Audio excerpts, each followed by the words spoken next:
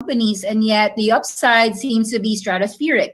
And therefore, we want to discuss why Awesome10X wants you to add Alibaba, JD, Pinduoduo, some of these companies, Meituan, ZTO, Dada, Baidu, Neo, Xpeng, Futu, Tiger, Douyu, Tencent, TME, KE, Bilibili, Youtao, Agora, Yatsen, Kuaishou, Miniso. Let's begin. Okay. So for the first timers, let me just explain what Awesome10X believes in. We believe that there are assets that would appreciate for decades, and we want you to construct your portfolio as if you'll own it for a decade, and your plan is to cost average it and within that time frame so that you will do well.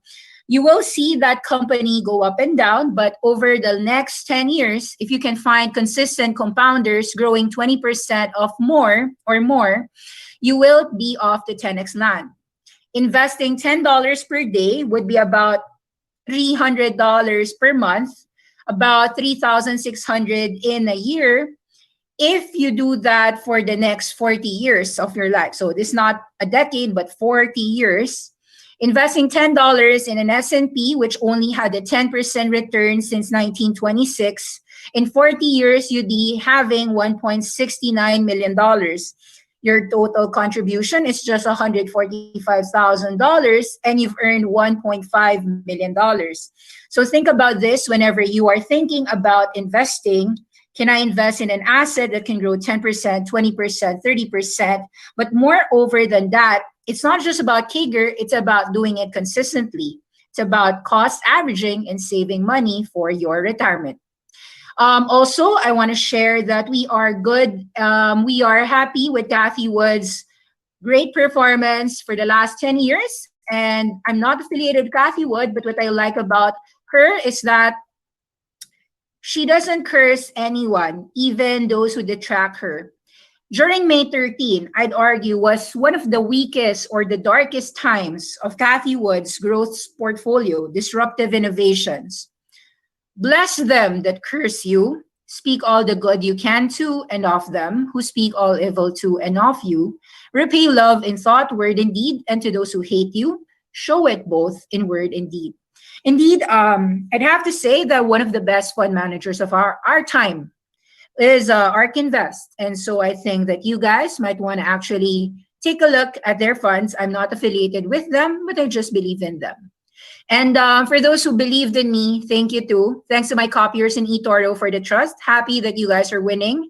Yes, I'm up about 47% year to date. I think if you didn't copy any of my misses in crypto, you're about 67% year to date from January to June.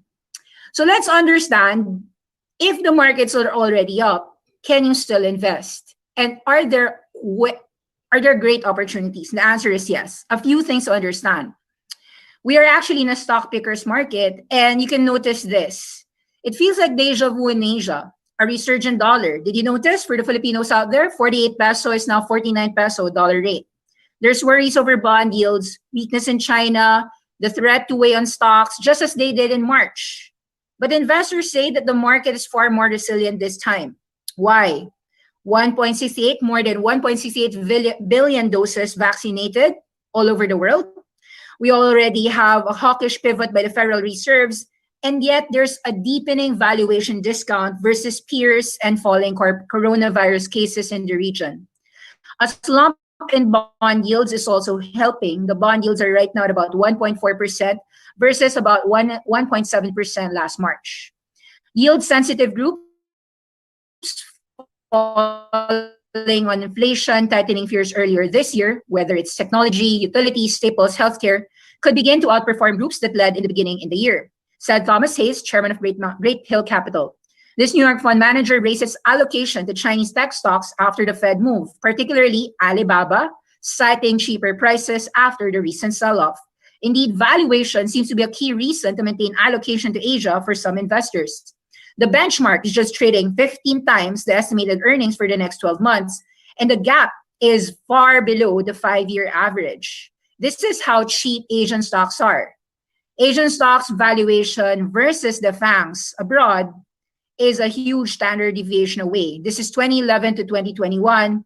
It's even cheaper because a company can be 10 times cheaper in the last 10 years if that company is growing more than 20% for the last 10 years. So BNP Paribas Asset, head of Asian equities, was saying, Si Kai Chen said, I expect Asian equities to be more resilient this time around given the valuation differential, which have widened ever since February. On the plus side, a drop in the rolling 5-day change in COVID-19 cases to a 2-month low, increasing vaccinations is broadening of optimism growth in Asia. Countries are once again eyeing travel bubbles. Even the vaccine laggard Japan is making visible progress. And as for the jump in the dollar, this rebound is seen as short-lived by the likes of JP Morgan Asset Management and Goldman Sachs Group, despite the hawkish tilt from Fed policymakers. When I actually think about it, guys, in 2019, 2021, the dollar peso is about 50.51. So actually 49 is still considered cheap dollars. So we don't see this dollar strength to last forever. Actually, we might see some downside from here, said Adrian Zwirscher, head of global asset allocation of UBS Global Wealth Management, CIO. The Fed was more hawkish than expected in this meeting, but with their projections for end 2023, it just looked like a hawkish blip in a dovish overall stance. It's just a shakeout for the people who were bulls and turned out to be bears, but have to be continuous bulls. A few things to understand. A quote from Benjamin Graham, the father of value investing, and a reason why Charlie Munger has a huge position in Alibaba. In my view, this is why Charlie Munger is 19% of his net worth in Alibaba, and basically 205 Alibaba is a long-term stock when nobody wants it and is not popular. The key requirement here, he said, is that the enterprising investor, the Awesome10X investor, concentrates on the large companies that are going through a period of unpopularity. While small companies may also be undervalued for similar reasons, unpopular, in many cases, they may be later to increase their earnings and share price because they entail a risk of a definitive loss of profitability and also of protracted neglect by the market in spite of better earnings. The large companies, the large caps, thus have a double advantage over the others. First, they've got the resources and capital and the brain power to carry them through adversity and back to a satisfactory earnings base. And second, the market is likely to respond with reasonable speed to any improvement shown. Basically, in normal language, large cap stocks are fast to recover than small cap stocks, especially if it's undervalued and just unpopular and the valuations are compelling.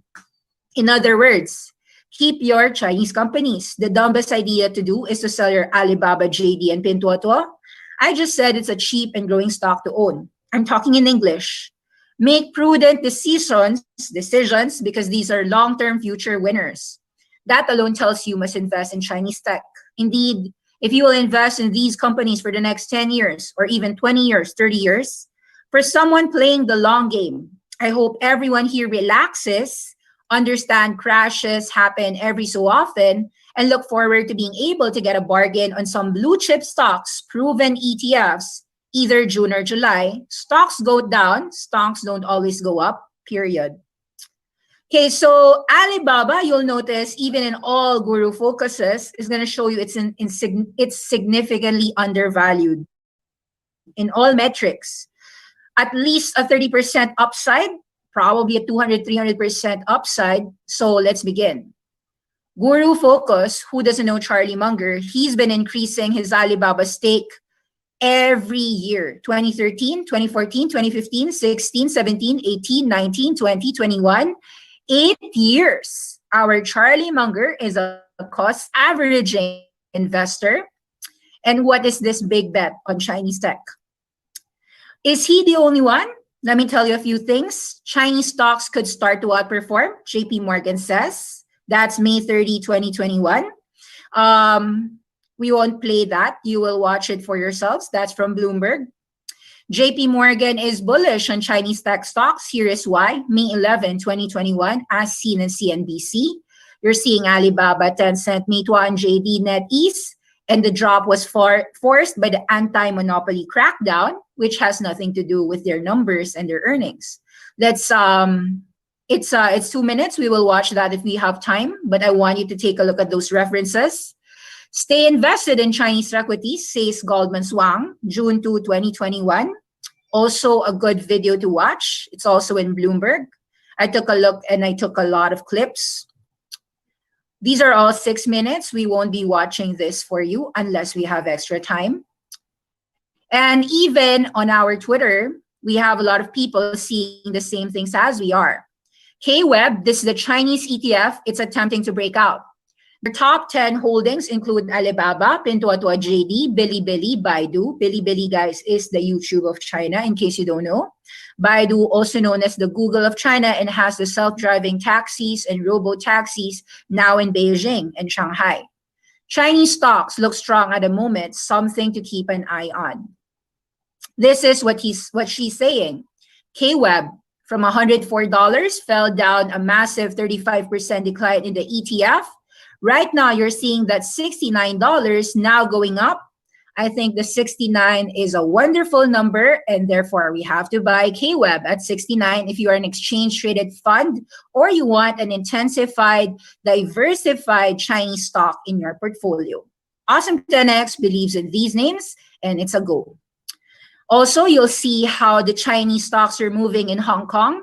Bilibili up 7%, Baidu up 3%, JD Health, Alibaba, Tencent, JD. You're seeing large caps, which were neglected for quite a long time, showing their muscles, flexing their green muscles.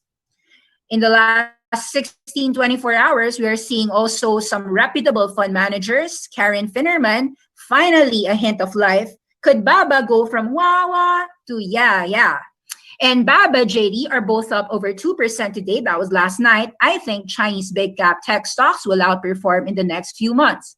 Valuations are very attractive. The negative sentiment has peaked, in my opinion, long both.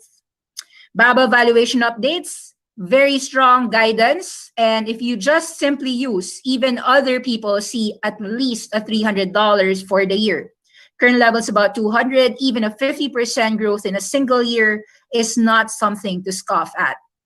And of course, people have seen and read and wrote several articles about the 3 biggest online e-commerce platforms in China, Alibaba, JD, and Pinduoduo. You can actually check out these great threads by Joshua Tai 0427. Check him out on Twitter. Let's take a look at what valuations you're talking about. Take a look. Alibaba for the year has fallen from 320 all the way to 200, or a massive 35% decline, almost reflecting the same drop like KWeb. That tells you that KWeb has a huge position on Alibaba and suffered greatly when Alibaba fell. This fell down because of the China regulation, which hampered the Ant Financial IPO. We will discuss why we think that Ant Financial IPO is going to be happening within the next year or so. Let's take a look at JD, also falling 35%, reflecting the similar drop. Now notice these corrections have nothing to do with the earnings format of the companies, which we will discuss later on. And that's why we are not seeing a knife drop. This is a compelling buying opportunity. If you're buying at $75 for JD, that's similar to buying JD at about August 2020. In fact, Alibaba buying it at current levels is the same price as buying it in 2018 highs. Pinduoduo, this is a very good company. We call it the 5-year-old hectocorn. What is a hectocorn? It is a company that went from unicorn to decacorn to hectocorn, or $100 billion. Can you see so many companies go 100x in 5 years? Very few. This great company is done and founded by Mr. Colin Huang, the largest ag tech platform in China and one of the fastest growing e-commerce companies in China. And this company went from $200 all the way down to 50% to about $112. We argue this 127 is going to go back to 170, and all-time highs give it about 5 to 10 years time. Actually, it could go all-time high less than 2 years. So we will discuss a few things, a few facts. So these are some 2019 numbers. We will go for 2020, 2021 later on. But I like visuals, so I just copied some visuals. In 2019, you'll notice that JD and Pinduoduo were very small. Indeed, the biggest was just Alibaba with about 29%. There was still Amazon. This is about the total global online gross merchandise value. E-commerce in 2019, prior to pandemic, was just $3.4 trillion. You cannot even see the rest of Southeast Asia. It's almost as if Filipinos, Singaporeans, Hong Kong, Thailand, Indonesia, you're nowhere in the map. The Koreans are nowhere in the map. But of course, we know that's not true. We've got Latin America's Mercado Libre. We've got Coupang, South Korea. We have so many great e-commerce companies. And if you read through a lot of data, I read the data that says Southeast Asia alone is going to be a $3 trillion opportunity said in 2025, wherein your C Limited is going to capture it a lot. Number two, of course, your Lazada, known and owned by Alibaba, is also ownership of that.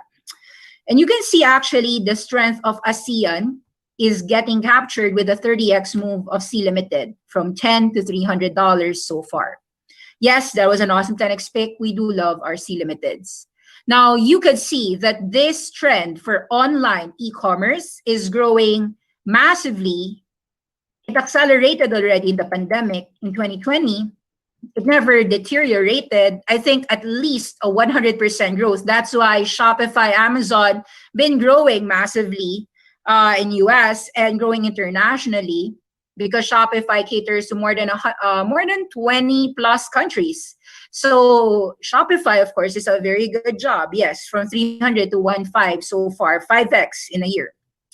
That just tells you how huge these trends are. And with total global online gross merchandise value just growing perhaps fivefold, these companies have the biggest moats. There's no way that somebody else can take the market share away from them.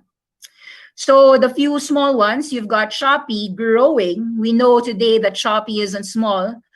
In the Philippines, it was less than a 1%. It's poised to capture about 3 to 5% market share. It could grow about 10%. And it just explains why C Limited is growing and one of the favorites of all the investors in the world. Could see Rakuten, VIP, Walmart, Suning.com. Yeah, so very strong online e-commerce. Apple, because they help App Store for games. Now, when you invest in Alibaba, the misnomer is that you're just investing in the Amazon of China. Oh no, that's far from the truth.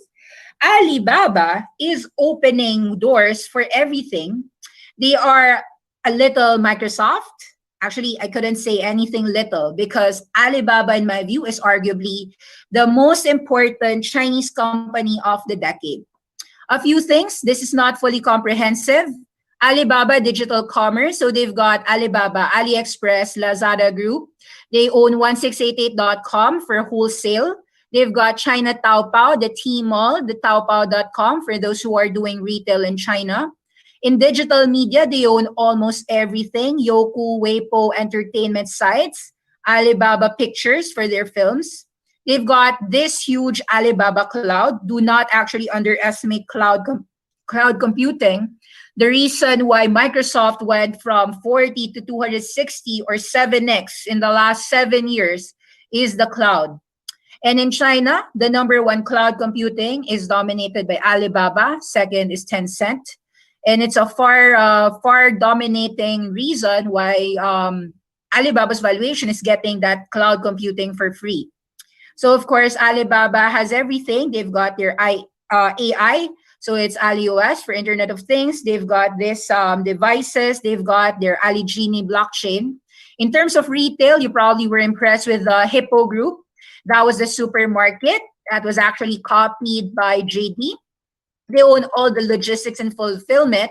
In case you don't know, Alibaba has high majority stakes for Now Express. Now is their logistics network. They also own a majority in SF Express, ZTO Express, YTO Express. As Jack Ma said himself, he called it the Iron Triangle. Can't remember what he mentioned. I think that was his term, Iron Triangle, something like that. The most important triangles for your e-commerce: delivery, e-commerce, and payments. So they're very good in all of them. When you are doing delivery, that means you've got a huge logistics network fulfilling everyone. And let me just tell you the misnomers that Alibaba is just China. Alibaba is also in Russia, in Philippines, in Southeast Asia, in Thailand. So that is a misnomer that most people don't know, or I'm not sure if you know. Okay, travel and ticketing, of course, they have their own. So they can, the thing about Alibaba is that inside Alipay, it's almost, it's actually being copied by Southeast Asia. Everyday Everything app of Grab is a copycat of Tencent and Alibaba. They want you to pay for everything.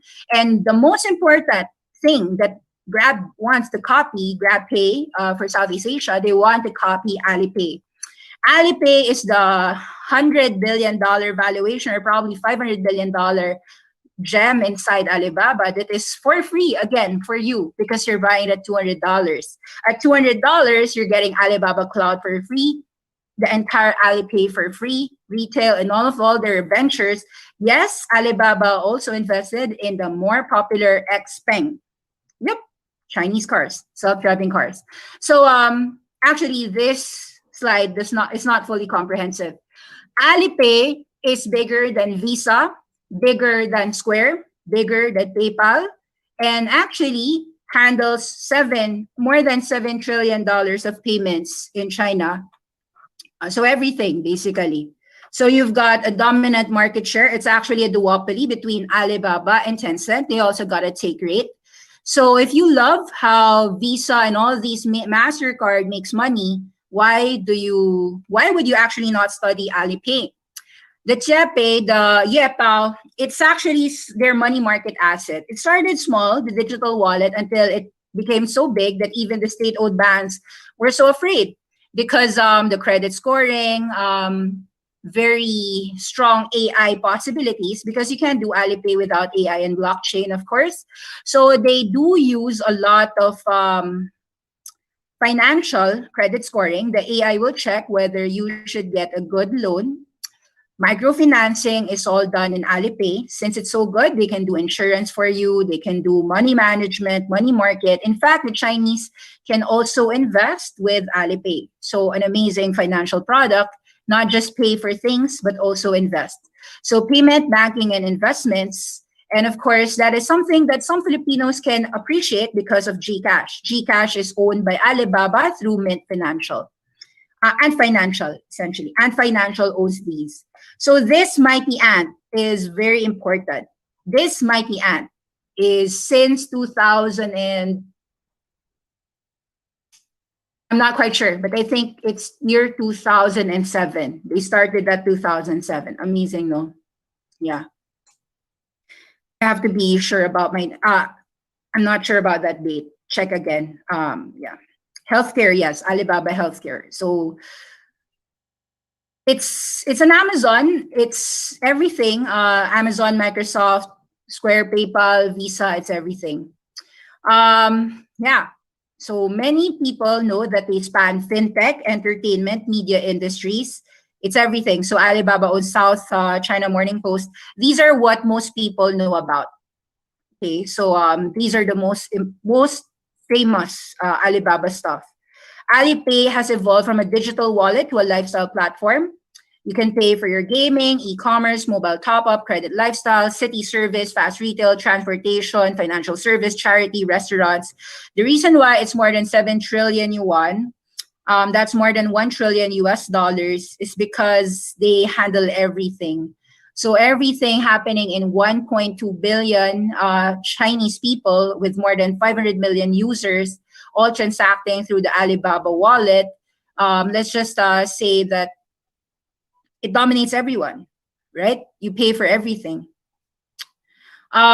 We talked a lot about this. We kept on screaming. When Michael Burry said that the world was in a flying pigs market, we gave our buy call, screaming buys in Chinese stocks, Futu, Tiger, also discussed about large cap stocks like Netflix and Spotify, and Baba, JD, PDD, API. So we are talking our books, and we do have it already. You can watch this again, June 21, 2021. Stop that. You can watch it again. We talked about why the Chinese third policy, the third baby policy, is a great momentum to Chinese stocks. We talked about Alibaba, JD, Pinduoduo, Starbucks, and Yum China, because all of these are highly concentrated with a big boost in Chinese stocks. With more babies, more consumption in the future. So more momentum for more growth in the next 5 to 10 years. If you're thinking long-term, It just tells you that the trillions of dollars that will be spent is all going to be cashed in by these companies. And it's actually a reason why Starbucks will keep on dominating. And actually, Shake Shack is also a pick of ours because of their Chinese expansion. Shake Shack just rose 10% last night. We're very happy. We talked about it, that it was a buy at about even at, we already like Shake Shack since 67. Actually, since I like it since $40, $30, 30, 40, and then I added at 67, and then I added again at $88, and right now it's 110. Winners continue to win. The fact that we keep on adding over time, like Charlie Munger, buying, tells you that we are, when we see compelling upside, it's a buy. It's not about the price. If $80 can go $100, doesn't matter if you have it at 40, you buy it 100% higher because it's going to go another 100% higher. Winners win. Let's go. You watch these videos yourself. I'm not here to discuss those. Talked about JD's numbers, the 1 trillion yuan sales imminent onwards. JD already has reached 500 million customers. We talked about buying sub 70 levels on May 20, 2021. Correct move last night is 75. You're not yet late. You will be late if you don't buy $75 before it goes 80, 90, $100. You could watch our deep dives. Alibaba, we discussed a buying opportunity, April 12, 2021, right after their earnings report. That time was $206. So today at about $215, not yet expensive, still a buy. So you can actually watch the 19th minute, from the 18th minute or 15th minute all the way to the 30th minute. Go watch that. So a lot of references for the people. We also like, of course, all the partners. You cannot like JD without liking Dada. Dada is the delivery. So you know that Alibaba owns Cainiao. In China, the JD competitor, which is number 2, as any e-commerce knows, you cannot win without delivery. So the great news with Alibaba, with JD's partner is Dada. Dada's group, JD Taotia, JD, and Miss Fresh collaborate to deliver more fresh products for customers within an hour. So what I like about China is that it's actually so innovative that you can get fresh crabs, fresh vegetables, all within an hour's time span. It tells you that the logistics network is the best in China. Yeah, that's something that Russia's ozone cannot do yet. That's something that even this omni-channel approach is something that I think even Americans would love. The Hema is so successful in Alibaba that JD actually made their own fresh produce supermarket and are investing a lot in it. And you're seeing that these Chinese companies are expanding, especially in their logistics, with JD actually listing and spinning off JD Logistics IPO in Hong Kong. So they're investing more.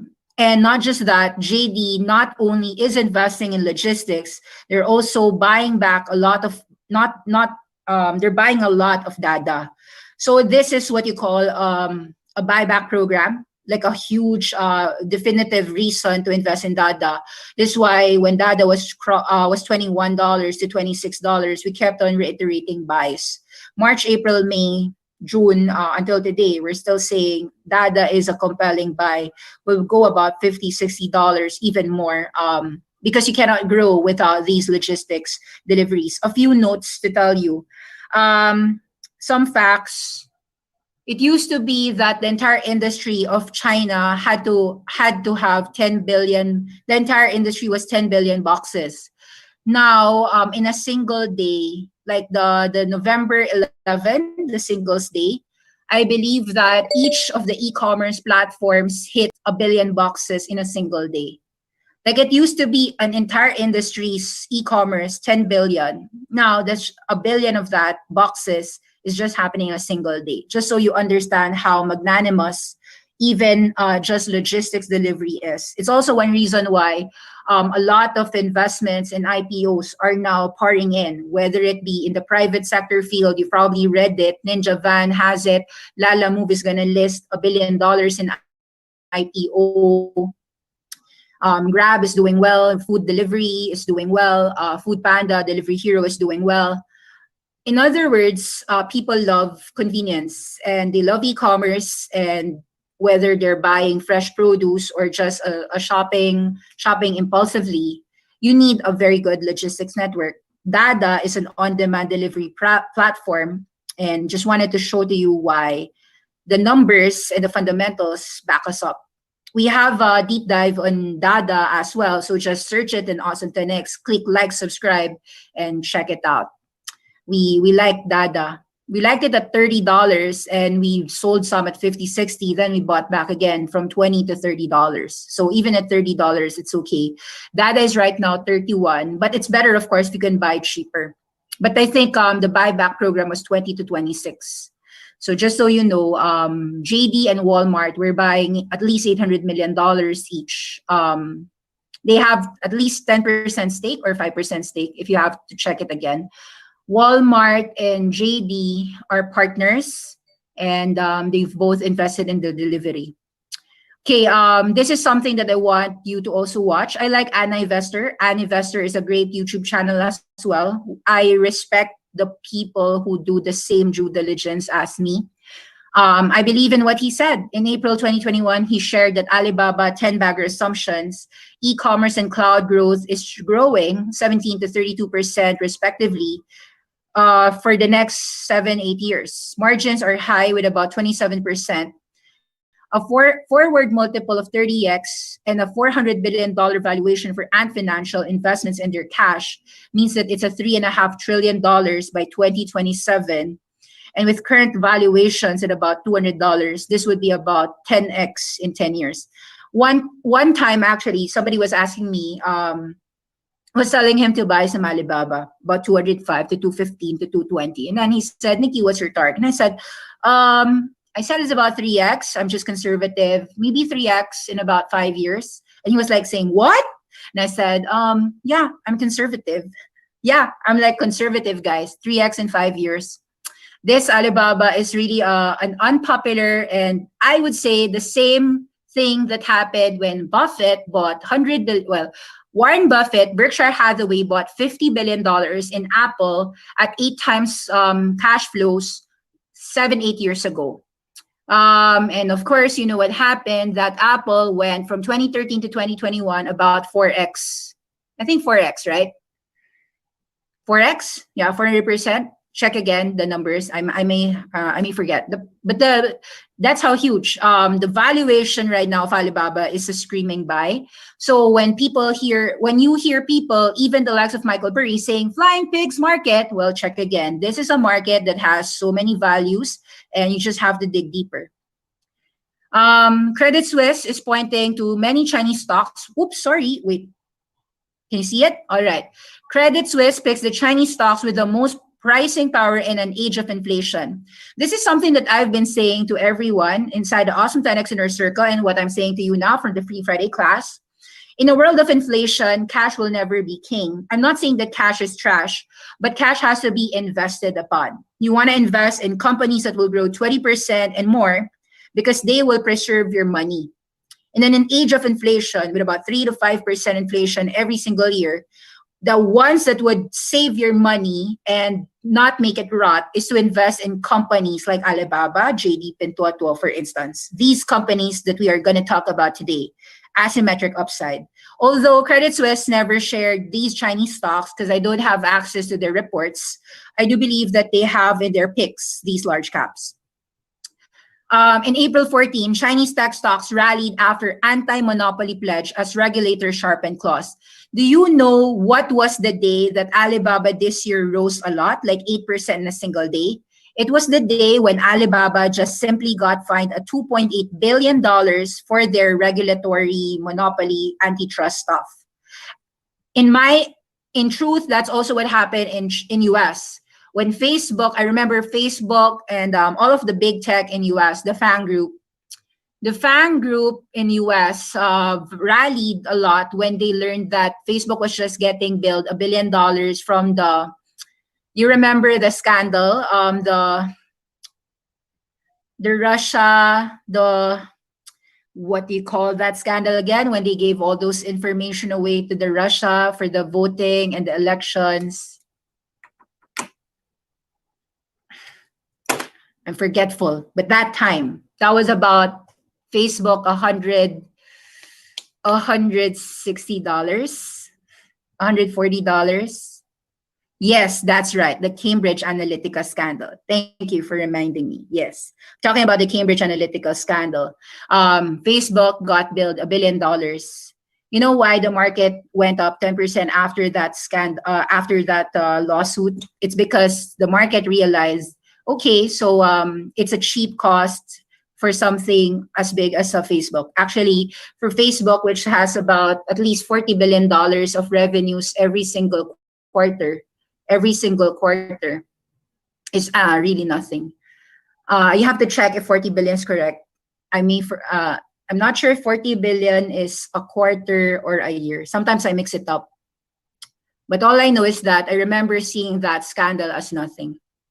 It's nothing compared to what Facebook makes in terms of revenues and EBITDA.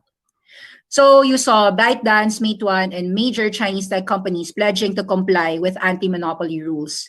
So the market hangover with just this regulation crackdown, regulatory policy, is the reason why all of the Chinese stocks are down 35%. A day earlier, the regulator warned 34 Chinese internet platforms in a meeting to learn from the crackdown on Alibaba. I remember reading a news, Xiaomi went up at least 9% on a single day, simply because it was not part of the blacklist of US and China. That's how huge of this hangover these Chinese stocks are at a discount. If you're wondering why are so many Chinese stocks so cheap, it's because blame it on the government, but it's actually your blessing. If this is your first time to invest, the government is with you in giving you a cheap stock at a very good discount, a cheap discount for some really awesome 10x names. So the government is just making you richer, actually. So just thank them. They're giving you aces and kings. Why stop? Just happy. So Jack Ma's Ant Financial is now in talks to share data, TROV, with state firms. As you can see, the Chinese tech shares rally when these Chinese tech are complying with their master Xi Jinping. So as you could see, Jack Ma shut his mouth, quiet na lang siya, paid the fine, $2.8 billion, by the way. And then so far, so good. They're giving the data. And I think that is a prelude to the upcoming valuation of Ant Financial, which is more than $400 billion in the next 7 years. So you're going to do a net present value of Ant Financial, and that will tell you why Alibaba right now is very screaming buy. You want to actually save and save for this. Let's read. Billionaire Jack Ma Group, partly owned by Alibaba, is in talks with Chinese state-owned enterprises to form a credit scoring company. This would put the fintech massive data trove under the regulator's auspices. So about 450 million users all giving that data to the Chinese government. Imagine Facebook giving 1 billion users all the data to US. It's kind of like that. More than 1 billion people are now using Ant's Alipay app to borrow, spend, invest, and that data has been key to the fintech success. The Wall Street Journal reports that discussions between Ant Financial and the state-owned companies are likely to create a JV that would be licensed as a credit scoring company. The talks are tackling whether the new entity, which would be formed as soon as Q3, would be run by Ant or by the state-owned government. Now, I also said in June 4, the Ant Group is now changing to a consumer lending business. So from a fintech, they're now applying for just a consumer tech. So I think that is also a precursor for the IPO next few years of Ant Financial. The China Banking Insurance Regulatory Commission approved Ant Financial's plan to set up a consumer finance company. The fintech giant will hold a 50% stake, and the remainder will be held by 6 other shareholders. Who are those 6 other shareholders? I think it's Chinese government. Okay, the consumer finance company. So nabayaran na, guys. Lawsuit dyan, bayad-bayad, blah, blah, blah, done. Chinese regulators pulled Ant Group's planned blockbuster IPO dual listing late last year amid the crackdown tech companies participating in the financial sector with fewer restrictions than banks. This consumer finance company, Chongqing Ant Consumer Finance, is now licensed for consumer lending. and will be the umbrella for Ant Swapay and TFA credit services. Galing, no? Okay. Now, a few things to understand. Do you want to invest in China? People said, China, copycat lang yan. Wrong. China is now more innovative than US tech. I'll tell you a few things. It has to do with money too. Chinese people are investing more than $1 trillion in R&D, surpassing just simply about $500 billion for the first time in history. That was about 2017. That's why a lot of Chinese vehicles right now can compare and scale well, just as good as Xpeng, Neo, 1211, GD Auto, and more versus your Tesla. Your Wuling Motors can also do it. Basically, electric cars is something that China is prepared. So it's going to be a battle, China versus US. And when it comes to pushing the money envelope, maraming pera si China. China spends 900 billion, US is spending 600 billion. Even the renewable space, China is spending at least $10 trillion in the next 10 years, they said in their state-owned addresses, while Biden promised $2 trillion. Still, that just tells you, wow, this renewable world, this climate change pledge is pataasan ng pera, and that's where the money's flowing, obviously. A few things more. So this is a comment, and I agree with this. That's why I'm going to read it again. People do not understand the scale of Alibaba. It's bigger than Amazon, obviously, because 300 million people in US versus 1.2 billion in China. Amazon is subscale compared to Alibaba, yes. Let me give you a few stats. Even in just 2015, Alibaba already sold $500 billion in volume across their two main e-commerce properties, Tmall and Taobao. Yes, that is 500 billion. In 2020, they doubled that again to 1.2 trillion. And in 2025, just by my estimate, they'll double that again to 2.5 trillion. Put this into context. This is a company that keeps on doubling their sales in 5 years. In 2015, they're just 10% of total retail spending in China. In 2020, 20% of all retail spending in China. In 2025, they could be 25%. This is a utility at scale where every Chinese consumer effectively goes in the internet, buys Alibaba products first, and then also uses other stuff.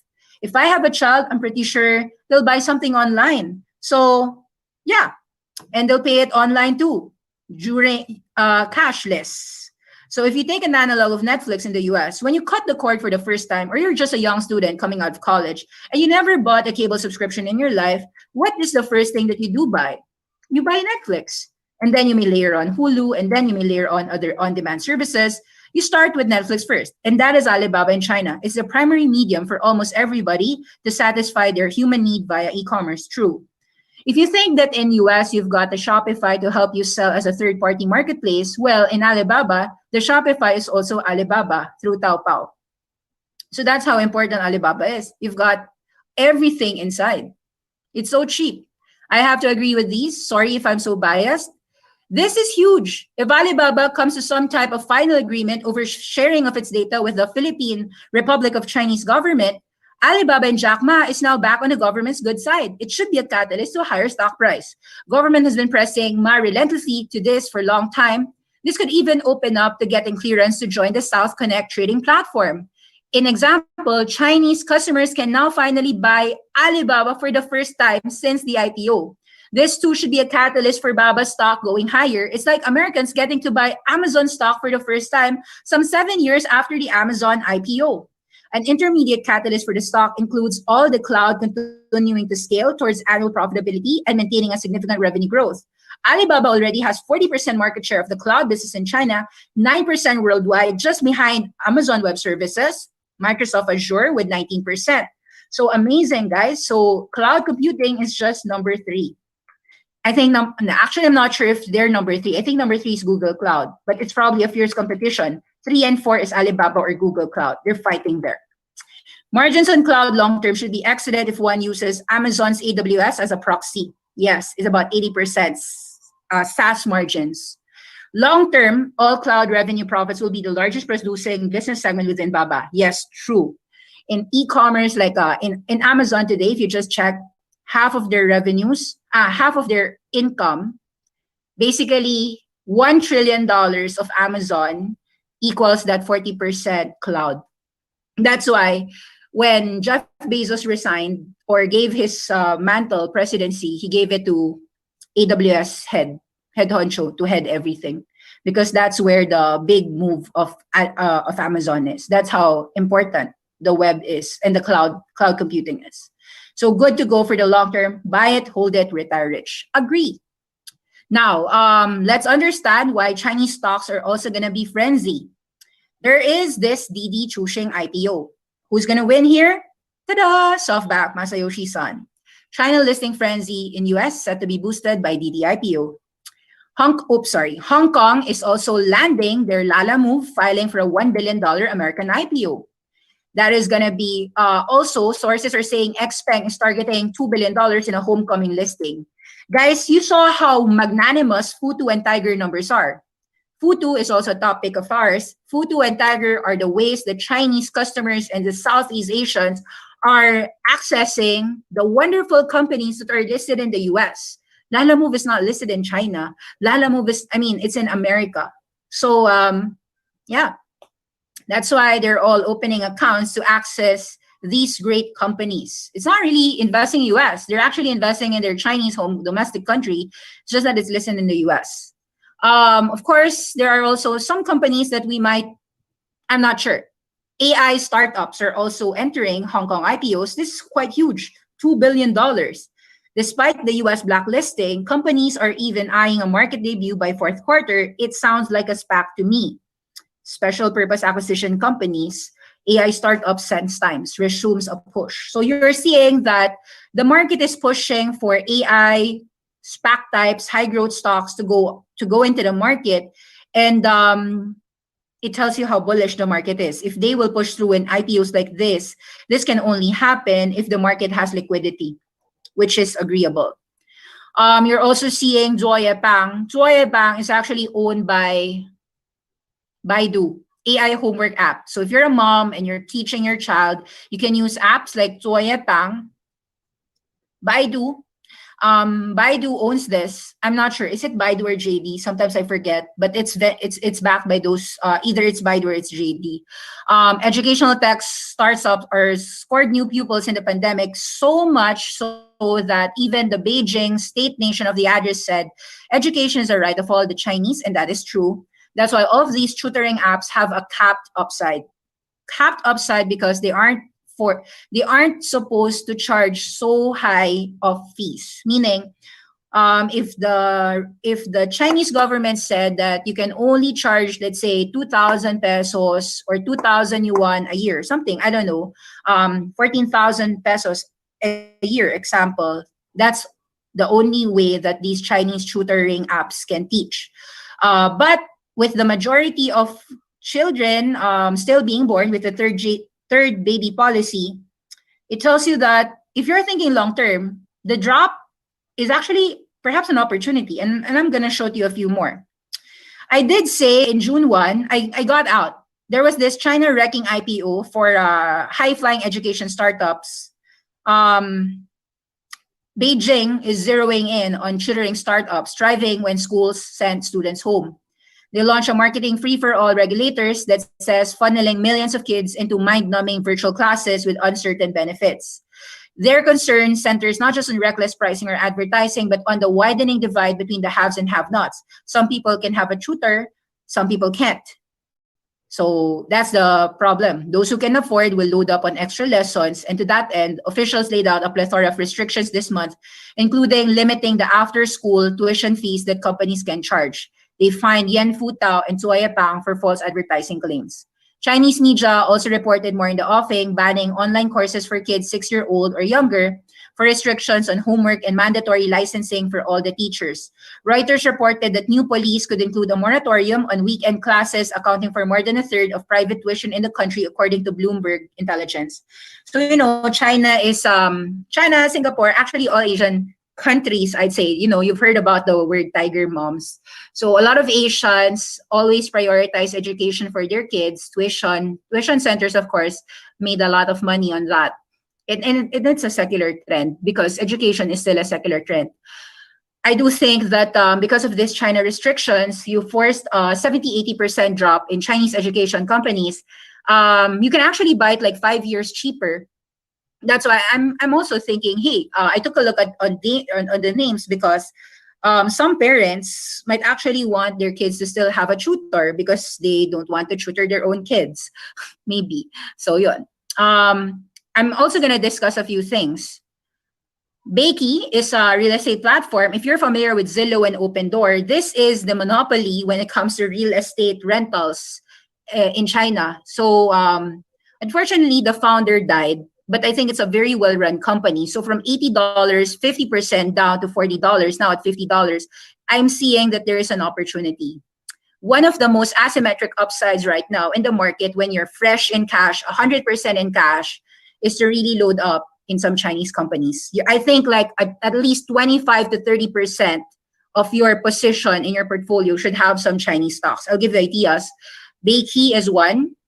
Miniso here about $21. I am impressed with Mr. Guo Yefu. Miniso to me is not known by most as a Chinese company. They're very good in pretending to be Japanese. Their stores are massive in China, very known for their high quality for cheap affordability. I love them because they're franchised all over the world. Miniso is more than 150 countries, and it strikes like a Starbucks in a sense. You have major franchise. For instance, in the Philippines, we've got SM as the major franchise, I think, of all the Minisos in every mall. And so that's their path. In my recollection, in my studies, you can actually see all my studies for these. I have 1 hour deep dive for each class. Miniso has a return on investment of at least 6 months, just 6 months to a year. That's how fast their FMCG goods are pre-pandemic. So if you're thinking that reopening is coming back, this is a great company to get at $21, also a discount, 50% down, 30 to 20, well, not yet 15, right? So even if 21 goes down to 19, it actually went IPO last year to $20. I think people are gonna buy this. 21 to 19 is okay for me, Miniso. Now, this decline for Tencent Music Entertainment was caused by Arc Ego's fund. I'll be very honest, Tencent Music Entertainment makes money from karaoke. So it's called the Spotify of China, but it's not exactly Spotify. Tencent Music Entertainment Group has those karaoke's wherein you can watch people sing and you can just gift them. So live streaming is such a huge thing also in China. And whether they're singing, actually Tencent Music is not just in China. So even Southeast Asians are using Tencent Music Entertainment's apps.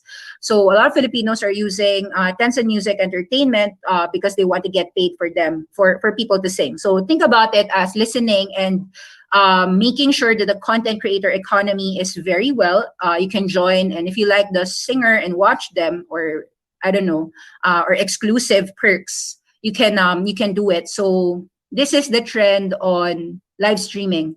So I'd say that Tencent Music Entertainment here about $15 is also worth a look, especially after this 50% drop from $32 to $15. Take a look. You've got also bottoming out, bullish candles. And I think Tencent Music Entertainment was also bought by George Soros from Arc Ego's fund in the recent dip. ZDO Express, I already like this. I've been buying this since $20. If you like Alibaba, you cannot actually be bearish on any express company because these are the ones doing all the logistics and they earn from every box that you buy. So delivery fees are being paid by, sometimes subsidized by the e-commerce platform itself. I've seen a lot of subsidies happen when Pinduoduo was starting out, when Etsy was also starting out, they had to pay their own delivery, free shipping. You can see sometimes when they're trying to promote Lazada, free delivery, free shipping. So those shippers are actually being paid by Alibaba. These are the ones that are making money on it. Even if little margin, it's actually from a scale business, large volume, like in the billions. And so this is going to be, I think it's not as good, but it's good enough. So ZTO 2830, there could be a range here. It's down 30% from its peak. So discount still. Meituan, the delivery service of entire China. So this is the food delivery app, deliver everything of China. So Meituan went from about $228 to $330, still gonna go higher. I wanted you to see the trends because these are the biggest tech companies in China.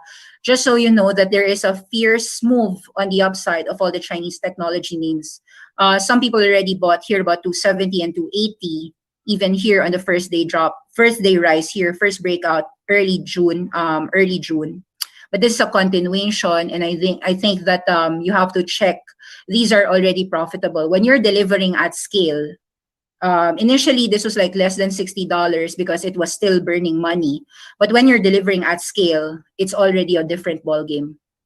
Yatsen Global is a Chinese startup, and in my view, is doing very well. Chinese people love local brands. With a 70% decline in Yatsen Global, we cover this and we like this company at $9.70 to $10. Looks like it's gonna go $13 to $20 in the short term. Short term meaning 12 months. But why I like Yatsen is that their brand Perfect Diary is getting 5 to 10 times more market share, even as a small company, versus the likes of Estee Lauder, versus the likes of L'Oreal. So this is a very good brand to check out. Yatsen Global is the owner of Perfect Diary. Now, of course, why am I have okay? So I put Tesla here because well, this is the U.S. EV. U.S. is of course not gonna back down with China fighting a lot. I just have to say that U.S. growth is doing very well, with the Fed inflationary outlook. Seems that the market brushed it aside and focused on the secular trend. Last 2 days, actually last week, Tesla plaid mode was already shown. So we said, very great, it's going to be a catalyst for Tesla to go higher. But it seems to be that the real catalyst for Tesla to go higher was two things. Number one, people really are bullish and not really feeling about the inflation. At the end of the day, they feel that inflation is transitory, or even if inflation is high, they have no choice but to invest in assets that will appreciate over decades, and you want to be in growth stocks. And the perfect growth stock for that is the best technology company, which is Tesla.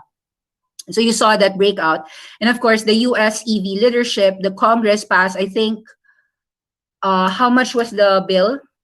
Was it 800 million or is it 800?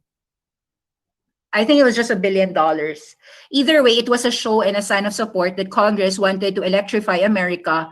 And Biden, speaking out that electric is the future, propelled all the US EVs to go up. US EV, US solar, they were all up 9-10%.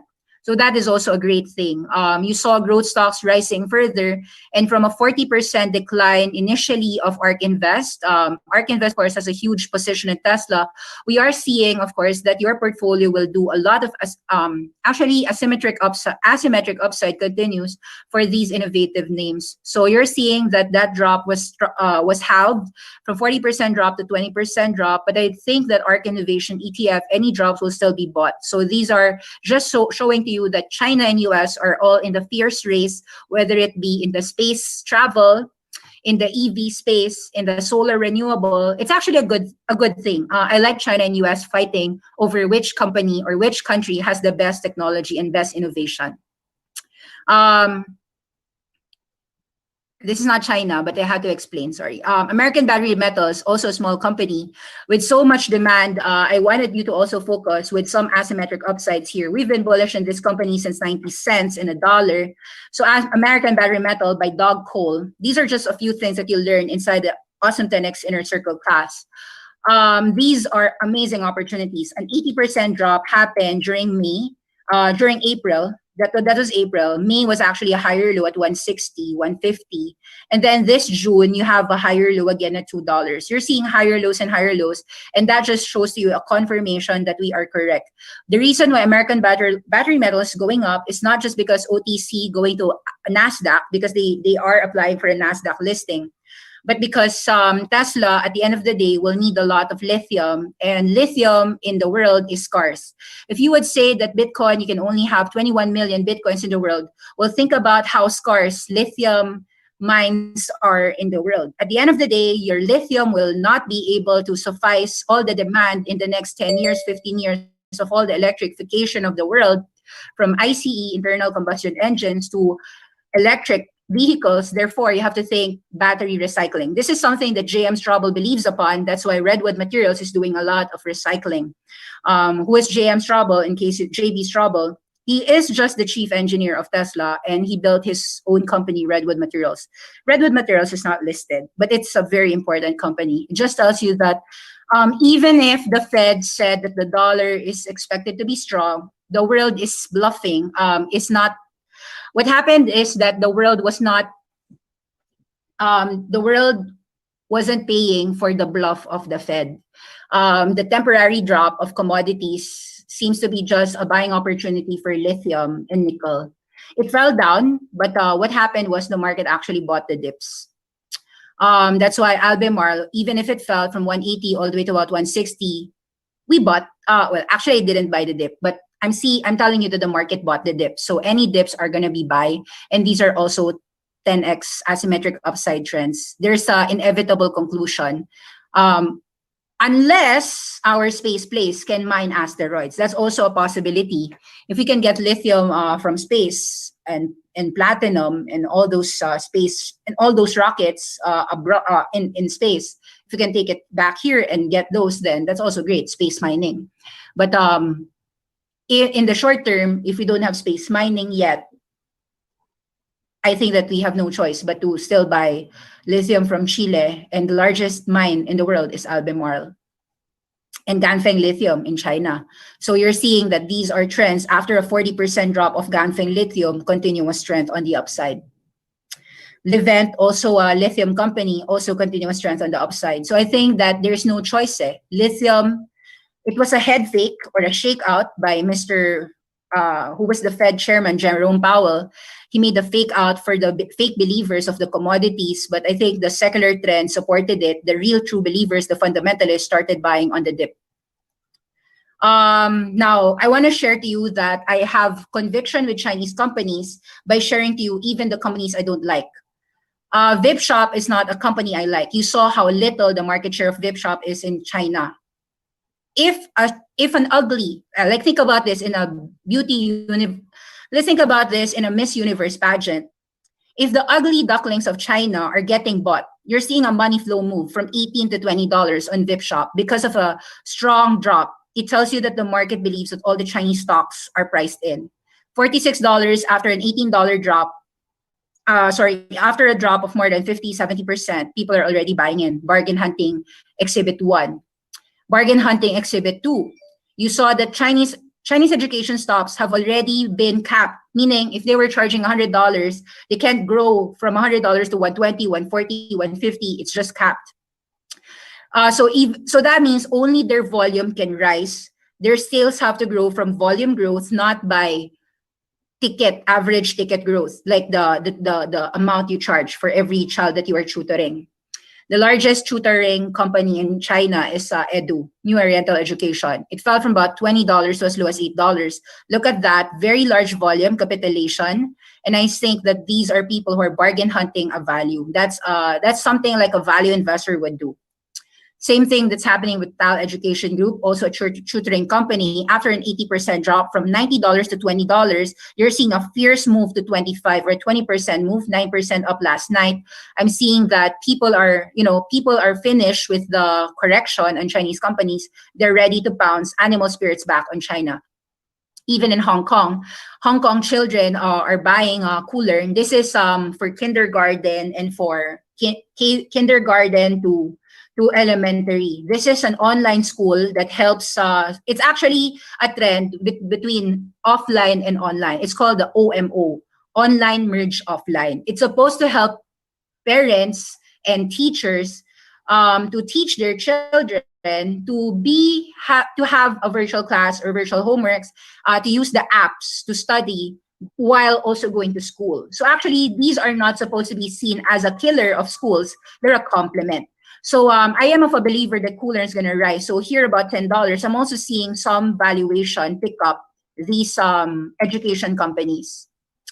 And I wanted to share, there's also a REIT, Real Estate Investment Trust. This is not Chinese. This is a luxury company in US. People talk about it as a meme. But Ashford Hospitality Trust, you can see from $8 falling straight to $4.50. It's actually a valuation. It went from about $1 to $4. I think Wall Street just hates that Wall Street Bets was first in it. Ashford Hospitality Trust is a company that fell almost 90% from its peak because they thought that they were going to get bankrupt. But because they were able to sell at least $4 billion worth of shares, convertible loans became shares, no more debts, and they've got 100 hotels in Hilton, Marriott, Hyatt, the best luxury hotels, the W Hotel. This REIT used to pay 5% dividend yield. Of course, they postponed all of their dividend yields in order to pay their debt. With all the debts gone and with great assets, this company right now is trading at less than $5 billion market cap. I'd say that it's at least a double or so. So very low downside. That's why I chose these names. Yeah, so just a short preview. That was my picks. Let's go for some charts, some more Chinese charts. So Pintuatuo is a buy. You can see that is a buy. Charts first, and then let's go fundamentals later. Pintuatuo is a buy here about 128. JD is a buy here about $75. K-Web is a buy here at $69. Alibaba is a buy 218. Miniso is a buy 21. Wait up. TME, did I put everything? Beiki, Tao, Youtao. Yeah, for those who don't know Youtao is the one that sells the pens in China. So if I'm Chinese and I want to understand English and I'm trying to learn, Youtao is actually a company that's also AI based. So I like this company because it's a supplement for education. I've been a buyer last year at about $12 and $14. Sold here at about $30+, and then I traded this chop, and I'm planning to trade again. I'm gonna buy again the $21 to $24 with a trade with an exit about $30. So if you want to trade some education names, this might be okay. So Youtao is not necessarily a tutoring app. It's actually, you can download it. Actually, it's one of the highest downloads. It's a Google Translate for Chinese so that they can understand English, they can read books, they can, actually, I like Youtao. I hope they actually make a vice versa. Example, if I'm English and I want to study Chinese, I hope they can help for the world, for the non-Chinese speakers of the world to learn Chinese. So Youtao is popular for Chinese people to learn English. So they're helping those Chinese learn English. Very useful. They've got for super beginners to the super advanced classes. Check out Youtao. Yeah, so Youtao I like. Let's take a look further. ZTO, yes. Express. Meituan, yes. Kuaishou, yeah, I forgot to say about this. Kuaishou, I haven't studied this, but this is the competition of TikTok, aka ByteDance. So Tencent actually came up their short form live streaming. You know that TikTok is not a Chinese, it is a ByteDance Chinese AI company, but the network of TikTok is global. In fact, they've got more than 1 billion users, and I think a large majority of those users are US. That's why the US regulatory was hampering ByteDance. You can't even use TikTok in US for a time. Like Trump banned it. Trump banned TikTok and WeChat, saying that there are spy cameras or something in those apps. And of course, those companies denied getting all those data or security stuff. Either way, I think this is an interesting tech company to study. Kuaishou from 420 to 203. Me though, when I see the entire tech Chinese sector going up, I pick up some at 205, even if it goes down 70% lower. Meaning from 420 to about 150, let's say 200 goes to 150. I just bought a little money here, and I'm starting to nibble on Kuaishou as my social media streaming. One of my social media streaming companies in China. Okay, what can we say about other social media entities in China? Take a look. Bilibili is also growing. Actually, Bilibili stopped at $130 here. There was a lot of resistance, fell down to 40% down to $90. Notice that today it's breaking above that $120. So all the sellers here are already getting taken out. We are seeing bullishness for growth, similar to how ARK Invest is growing. So you're seeing actually Chinese growth is back. Bilibili is super Chinese growth. Futu is super Chinese growth. Just so you know, this company, Chinese brokerage firm, is already more than 10x from $19 to $200. So that's 10x in a year. Fell down 50% and continuing to grow. And the reason is not really a problem. Futu is growing more than like 3x a year.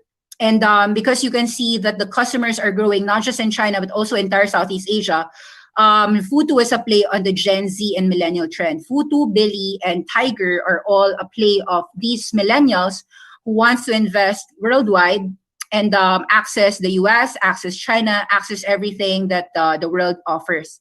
So these are 10x names. Look what happened. This was like $8 before. Actually $8 here, but it was like $2 here. I remember buying at 8, so I was a little bit late, but not too late, right? So it's a 13x move from $2 to about $40 or 20x move. Very cheap. So actually what's happening here is that if you have a really good cheap company, any drops are just winners win. So you're noticing here that UP Fintech, I tried to buy again at about 18 to 22. I made a mistake. I sold somewhere at 26. But I think if it drops at about 23, 24, you have to check this out. Futu and Tiger sold some shares to beef up their war chest, their cash chest to grow further as they want to expand in Southeast Asia. They're already becoming strong in Singapore as well for Tiger. A few things to say. XPEV already raised money last year. So they did an IPO here about $19, $20. We bought that IPO. They rose as high as $70. We sold about $60. The Chinese vehicles are all growing very strongly. XPeng grew 4x, think more than 4x year in, year out. They're selling 20,000 vehicles. They're expected to sell about 100,000 vehicles a year and expected to hit 1 million vehicles sometime in the next 10 years, every year, just like how Tesla's doing 1 million vehicles now a year. So XPeng is like 1/10 the pricing of Tesla, of course, because it's still a startup versus Tesla. Nonetheless, I'd say that the XPeng engineers are very capable. And so they were able to raise $2 billion, selling at 45. I think they sold $45 last year, or was it $40? We can check it again. And then they're planning to raise another $2 billion in a Hong Kong listing. They didn't say or indicate a price, but I'd say that the current level would be about the pricing. If it's $41 right now, perhaps it's about 38 or 37. You won't be able to get a price as low as 21 again. 21 or 25. That was an opportunity last May, which we also shouted out very voicefully during the Christmas shopping list in May. XPeng, strong winner in China. NIO, strong winner in China. So you could see that in Chinese stocks, some people are selling NIO at 45, but I'd say any dips, either they raise money to fight XPeng and Tesla yet again. But I think that at $40, there will be a lot of buyers here. Take note that Tesla cashed in about $10 billion last year, selling $5 billion at $500, and another, somewhere here, they sold a placement, $5 billion, and another $5 billion somewhere here. Nonetheless, the growth move of Tesla is not, there are people like Michael Burry who shorted Tesla. I think he shorted about January, so he probably shorted here to about 880. I'm not sure if he covered already, but I sure hope he did, because his gains are getting smaller because Tesla Plaid mode is getting the rave and the US EV leadership is nowhere but Tesla. Not just US, but maybe the world. Okay, yeah. So a few more things, just a few, just roundups. I'll give you just a few things on JD. Why China? Why invest in China? Some facts: largest population, largest internet population, most developed logistics network in the world, most developed cashless network in the world, most mobile users in the world, largest GDP per capita exchange in the last 50 years, hence the largest middle class in the world. That is the secular trend to invest in Chinese stocks. So it's a triopoly. You already know that Alibaba, JD, Pinduoduo cover 80% of the entire Chinese e-commerce sales. So if that's one thing you have to remember, VIP is nothing. It's like 1%. If you have a 50% discount, a 35% discount on all these trios, Alibaba, JD, Pinduoduo, it's almost stubborn of you not to invest in them. So these are numbers, right? Earnings of Chinese e-commerce sites. So a few more. I won't be able to give you a real rundown, but these are some snippets of our inner circle class, which is why I want to invite all of you to also subscribe to Awesome10X inner circle class. It's about 3,000 pesos a month. You'll get your money due because you've got deep dives. So a few things why I like Pintuatua. The category is food security, grocery, social e-commerce, modern agricultural platform. C2M is consumer to manufacturing. They can handle everything. Poverty alleviation. Commerce to manufacturing. It's actually everything. So you can see how Pintuatua uplifted at least 12 million farmers and more, which is why the poverty alleviation program of China has Pintuatua. And one of the reasons why this is a 5-year-old hectacorn. They are allowing many micro farmers in Yunnan, farmers to get they're investing so much in the agri-tech, whether it be in their agriculture. They're helping these, not just the traditional farming, but also helping the yield. So the ambition of Pintuatua is actually to be the largest producer of goods, not just in China, but in the world. So the world's top grocer. Amazing, amazing. They want to be an AI-driven Tuatua farm. So I think the Tuatua farm will be CA. It will alleviate poverty in rural areas. And this is a good story for you to know, in case you don't know. Yakon is a fruit that resembles like a large potato. It's actually so cheap. It was selling for like about 50 cents. Farmers were just selling it 50 cents. But as soon as it got introduced in Pintuatua as a very low-calorie fruit and very nutritious, many people wanted to buy it. It actually had 16x sales when it was just featured in Pintuatua. So Pintuatua is the largest agriculture tech platform in China. It's not just e-commerce. From 0.5 per kilo, they were able to resell the middlemen were selling it 8 times bigger, like 4 yuan per kilo, and that wasn't good for consumers and not good also for the farmers. So with Pintuatua stepping up, middleman killed, and this is the entire movement: manufacturer, consumer. So that's the C2M. With Pintuatua, you just have the manufacturers, which are your farmers, and they're also helping that manufacturer. They invest in logistics, so they're spending. If my memory is correct, you're spending half of their EBITDA this year all in logistics. So they don't ever want to pay dividends, and that's fine with me. I don't really care about Pintuatua giving dividends. I want them to keep on expanding to about 50 million farmers if they can. They want to grow their sales, which is now 1 trillion yuan. I think their sales are 100 billion yuan, was it? Sometimes $100 billion. They've reached that in 5 years. They want to hit 10x. So they want to do 1 trillion. Amazing numbers. I always forget the numbers because it's just all wild. It's like, it's all great, no? So this is those you can see everything. The daily volume is now exceeding 100 million. And they want to be the first kilometer of the agriculture industry. So study these great companies, join the Awesome10X, and I hope that you've learned a lot. And I forgot about that. Yes, I like EHang, another Chinese company. We have so many great Chinese companies. We like EHang. We've been pounding the table in EHang since 30 to 21 and also 30-40. At 40, I don't know if it's still a buy because, of course, this is still a $2 billion company that can be a 1.5 billion, or 1 billion because they don't have earnings yet. Nonetheless, if we're talking about eVTOL as a total addressable market, it sounds a bit like Uber in that they have, because Uber was not profitable for about, actually until today, Uber is not profitable. It was EBITDA positive, but it's not profitable in a sense.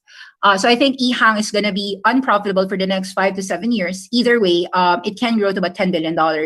So I do think that EHang can grow to at least $200 if you're really thinking 10 years time. So of course, you have to believe in electric vehicle takeoff landing. You have to believe that eVTOL can get a valuation similar to Uber in China. And I think that right now in China, they're the Uber for flying taxis.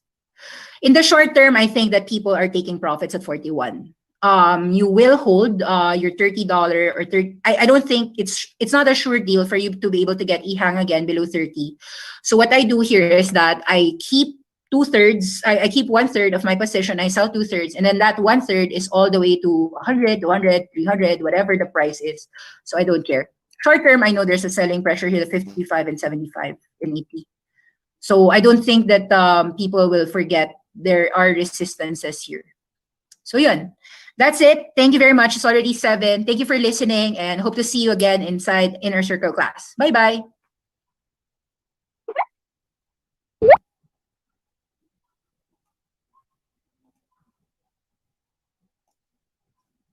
Record.